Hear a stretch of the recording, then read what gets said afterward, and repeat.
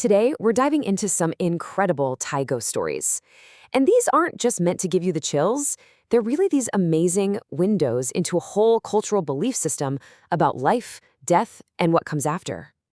And we're going to start with this one, single question from a young man named Udom. It's a question that seems simple, but it really opens the door to a world where the line between being alive and being dead, well, it gets seriously blurry.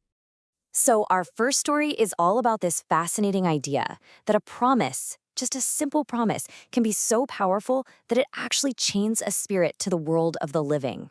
Okay, so picture this. Udom is poor, he's alone, and he comes home to find his grandmother just motionless on the floor. He's in a total panic. He calls his dad, who's not in the picture, and his dad basically blows him off, too busy with his new family. So he calls his boss, who says, "No way, my wife's superstitious, I can't get involved with the dead body." He's hit rock bottom. The only thing he can think of is to go find a monk. But right as he's about to leave, he hears it, his grandmother's voice calling his name. He runs back inside, his heart's just pounding, and there she is, sitting up. She looks weak, her voice is all scratchy, but she's talking. She tells him, "I wasn't dead, I was just really sick, I was asleep." And Udom, he's just so relieved, he thinks the nightmare is over. But this is where it gets really weird. Later that night, Udom wakes up because he hears his grandma talking to someone. It's this strange woman who says she owns the abandoned house they've been living in. And she makes this deal with his grandma. You can stay, but you have to promise to watch over this house. And if you ever leave, you have to find someone to take your place. His grandma says, "Of course, I have nowhere else to go." And then poof, the woman is just gone, vanished. Udom runs out to the kitchen and his grandmother is on the floor again. But this time, she's cold. She's really gone. And it's only then that it all clicks into place. What he saw wasn't just a ghost. He witnessed a phi kui goop sop, which means a ghost talking to a corpse. The spirit of the house's owner literally reanimated his grandmother's body just for a moment to get that promise, to bind her spirit to the house as its new guardian. It just goes to show you, in this world, a single spoken word can be stronger than any lock and key. So, we just saw a spirit bound by a promise. Now let's look at a spirit driven by pure, absolute rage. This next one is a story of incredible loss, a horrific violation, and what happens when justice comes from beyond the grave.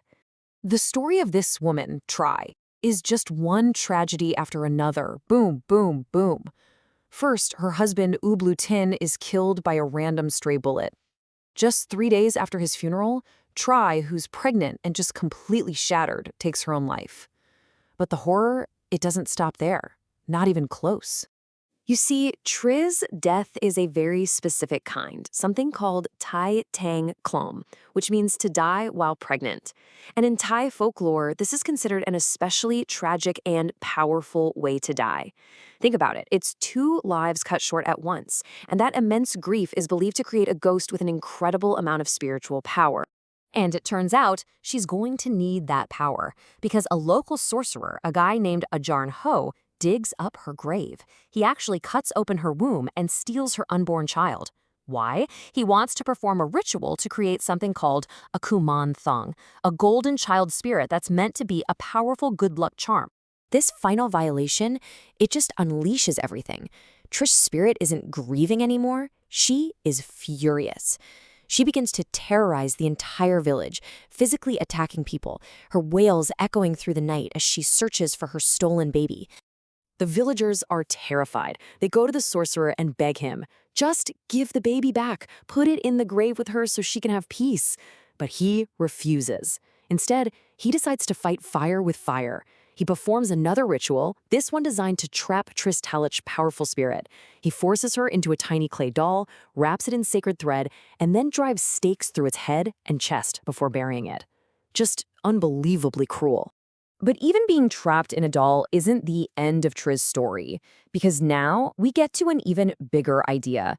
A cosmic law that seems to govern everything and everyone, living or dead, the inescapable weight of karma. Even in her torment, Tri's spirit manages to appear in the dream of a friend, and what she says is just incredible.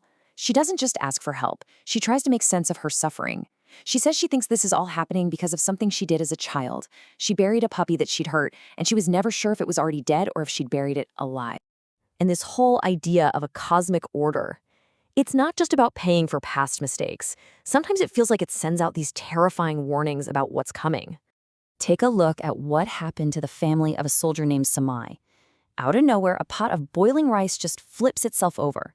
Then an owl, a really bad omen, flies right into their house, and it doesn't just fly around, no. It lands right on top of a framed picture of Samai, knocking it to the floor and shattering the glass. This wasn't just a string of bad luck. These were signs. A few days later, they got the news that Samai had been killed in battle. Okay, so we've seen ghosts tied to promises, ghosts driven by rage, and this overarching idea of fate.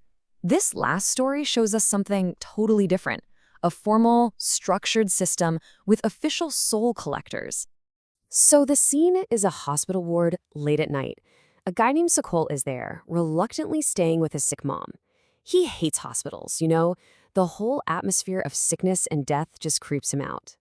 And then, all of a sudden, both he and his mother see this imposing man walking down the ward. And he is definitely not a doctor or a visitor. He's this big guy wearing only a traditional red loincloth, something you just wouldn't see anymore. This figure walks right up to the bed of an old woman nearby. And then, Sokol sees something that's just impossible. The old woman, who was way too sick to even move, gets up out of bed, she walks away with the man in red, and they both just vanish out the door, all while her actual, physical body is still lying right there in the bed, perfectly still. Sokol is completely freaking out, but his mom is calm. She knows exactly what they just saw. She tells him it was a Yomathut, the Thai version of the Grim Reaper. See, this wasn't some angry ghost or a lost soul. This was an official from the underworld, just doing his job, coming to collect a soul whose time was up. It's almost like a bureaucratic process, suggesting that underneath all the chaos, there's a fundamental, universal order to death. And when you put it all together, you get this amazing spectrum of belief. On one end, you have spirits, like Udom's grandma, tied to a very personal promise and a single place. Then you have Tri, who's this force of raw, chaotic emotion and a personal quest for vengeance.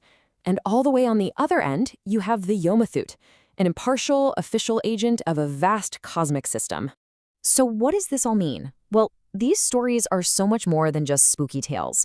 They're this incredibly rich and complex way of trying to make sense of it all.